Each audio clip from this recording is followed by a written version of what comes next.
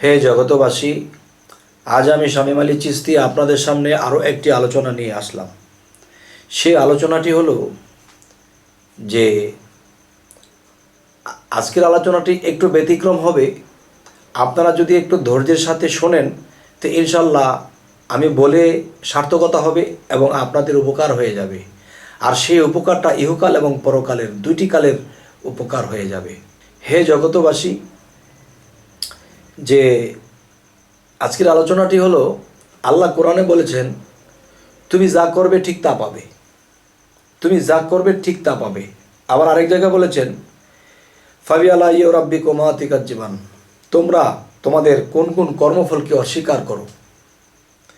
এই যে কথাগুলো আল্লাহ বলেছে, প্রত্যেকটা কথা যদি আমরা বিশ্লেষণ করি তবে এখানেই আমরা ফয়সালা পেয়ে যাই। যেমন এই পৃথিবীতে কিছু কিছু মানুষ আছে, মানুষের সাথে ধমকে ধমকে কথা বলে এবং কুকুরের স্বভাব, কুকুর কাউকে দেখলে খেউ খেউ করে এবং মানুষকে কামড়াতে যায়। তো এ ধরনের যদি কোনো পৃথিবীতে কোনো স্বভাবের মানুষ থাকে, তারা অবশ্যই অভিশপ্ত হবেন এবং সেই অভিশপ্তর কারণে তারা আবার জন্ম নেবে কোথায়? কুকুর হয়ে জন্মাবে। কেননা এই পৃথিবীতে সে কুকুরের স্বভাব কাজ করেছেন, সে কখনো নিজেকে শুধরায়নি, আল্লাহর কাছে ক্ষমা প্রার্থী হয়নি, তখন তিনি কুকুর হয়ে জন্মাবে। আর আল্লাহ বলেছে কি, তুমি যা করবা ঠিক তা পাবা। তাহলে তুমি কুকুরের স্বভাব করেছিলে, তুমি কুকুর হয়ে জন্মিয়েছ।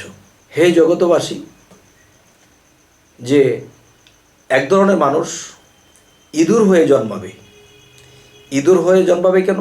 দেখবেন বন্ধু বান্ধব আত্মীয় স্বজন নিয়ে ভালোই চলে, ভালোই খায়, কিন্তু দেখা গেছে এই বন্ধুর কথা নিয়ে সে বন্ধুর কানে লাগিয়ে দিয়েছে, আর সেই বন্ধু ক্ষিপ্ত হয়ে একটা গালি দিয়ে কথা বলেছে, তখন তার কথাটা আবার এখানে বলেছে, বলে দিয়ে বলছে বাবা আমি যে তোমাকে বলেছি তুমি কিন্তু আরে বলবো না, তাহলে কিন্তু আমার সাথে তার ঝগড়া হবে।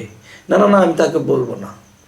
তখন ওই দিকে রইল ভালো, এই দিকে রইল ভালো, মাঝখান দিয়া দিল, ঢেলে দিল কালো। তাহলে কি হলো? সে ইঁদুর হয়ে গেল। দেখবেন ইঁদুর এই ঘরের জামা কাপড় কেটে ওই ঘরে নিতেছে, আর ওই ঘরের জামা কাপড় কেটে এই ঘরে আনতেছে। ইঁদুরের কাজ কি? এই কাটাকাটি করা, গৃহস্থের ক্ষতি করা।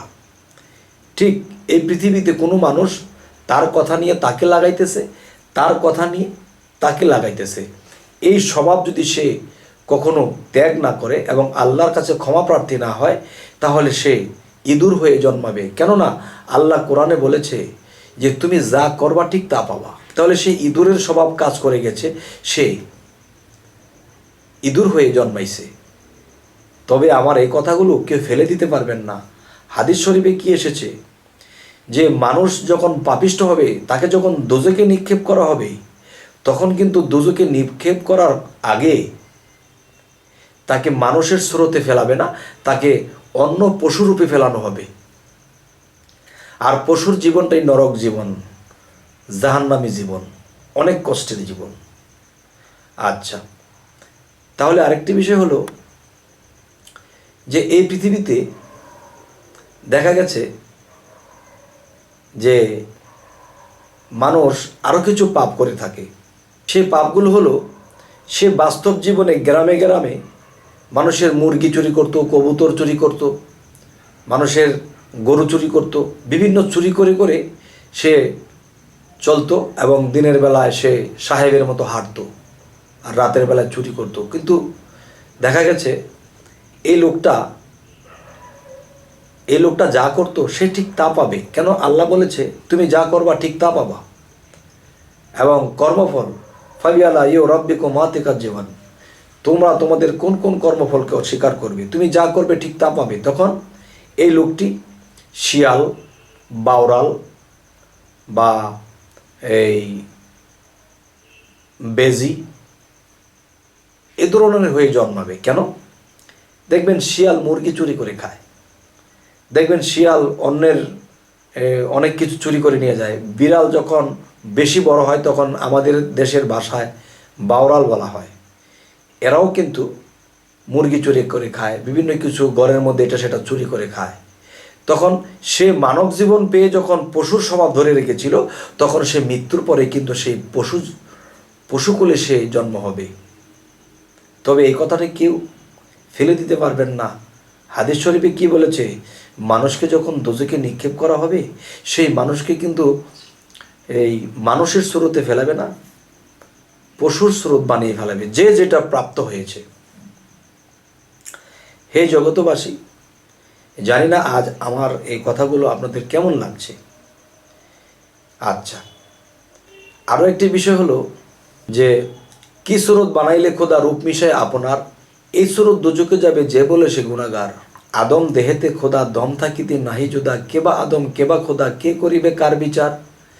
এবার লক্ষ কোটি আকার ধরে সাজিলে তুই নিরাকার, এত রূপ যে ধরতে পারে তোমরা কি বলো গো তারে, হয় কি না হয় বেহুদ রূপে এই আকারই আপনার। কি স্রোত বানাইলে খোদা রূপ মিশায় আপনার, এই স্রোত দুজকে যাবে যে বলে সে গুণাগার। হে জগতবাসী, কবির ছন্দে বলে গেছেন এবং কোরআনে আল্লাহ সুন্দর করে বলে দিয়েছেন, কিন্তু এই কোরআনটা বোঝার জন্য খুব কঠিন বিষয়। এই কোরআনটা সকলে বুঝবে না, কেননা এই কোরআনের কথাগুলো হলো আসমানের বাণী। এই কথাগুলো জমিনের বাণী নয়, এই কথাগুলো আসমানের বাণী, মানে আসমানি কিতাব বলা হয়েছে। তাহলে আল্লাহর কথাগুলো সেই আসমানি কথা, তাহলে এই কথাগুলো সকলে বোঝার জ্ঞান রাখেন না। তবে আমি কিঞ্চিত বুঝেছি, কিঞ্চিত বলেছি, আমারও সেরকম জ্ঞান নেই। তবে আমার আল্লাহ, আমার মুর্শিদ, আমার দয়াল যদি আমায় দয়া করে, হয়তো আমি ওরকম জ্ঞান লাভ করতে পারবো। তবে যতটুকু কিঞ্চিত বুঝেছি অতটুকুই বলেছি। হে জগতবাসী, আমরা যদি এই কথাটা জেনে থাকি যে মানুষ স্বভাবের কারণে মানুষ দুজকে নিক্ষেপ হবে, তাও কি মানুষের রূপে নয়, বন্য প্রাণীর রূপে, তবে আজ আমরা যা কিছু শুনলাম, বুঝলাম, বললাম, কিন্তু জানা সত্ত্বে আমরা এই স্বভাবগুলো আর দেখাবো না। এই স্বভাবগুলো আমরা আমাদের থেকে বিদায় করে দেব। এবং দেখা যাচ্ছে নিজে নিজে যদি কেউ ত্যাগী হয়, তখন অনেকটা কিছু ত্যাগ করে দেওয়া যায়। যে আজকে এই কথাগুলো শোনার পরে, বলার পরে, যে হ্যাঁ আমরা আর কখনো এরকমটা করব না। যদি কষ্ট করে খাই, যদি কম খেতে হয় তবে কম খাবো, তবে এটা করব না। তবে কি হবে? সেই স্বভাব অনুযায়ী আমাকে আল্লাহ সেখানে পাঠাবেন, সেই প্রাণী হয়ে আমাকে বাঁচতে হবে। তাহলে কি করতে হবে? যে তওবা করতে হবে যে আমরা কোনোদিন এমনটা করব না। কারণ অনেক ভাগ্য, অনেক কর্ম, আল্লাহর অনেক দয়াতে আমরা মানব স্বরূপ পেয়েছি। কত বন্য প্রাণীরা কত কষ্টে আছে, নাই ঘর বাড়ি, বৃষ্টিতে ভিজে রৌদে শুকতেছে, জংলায় এক প্রাণী আরেক প্রাণীকে জীবিত ছিঁড়ে খাইতেছে। এটা থেকে তো আল্লাহ আমাদেরকে মুক্ত রেখেছে। আল্লাহর কাছে লাখো কোটি শুকরিয়া। আর এই মানব জনম যদি একবার হারিয়ে ফেলি, আকর্ম কুকর্ম যদি করি, আর যদি সেই প্রাণী জগতের মধ্যে আল্লাহ পাঠিয়ে দেয়, তাহলে কিন্তু আর কুলকিনার পাবো না। হে জগতবাসী, সকলেই ভালো থাকবেন। তবে আমাদের এই চ্যানেলগুলো যদি আপনাদের ভালো লাগে, এই আলোচনাগুলো, তাহলে সাবস্ক্রাইব করুন, বাকি ভিডিওগুলো আপনাদের কাছে পৌঁছে যাবে। তো আজ এই বলেই রাখবো। সকলেই ভালো থাকবেন। আল্লাহ হাফিজ।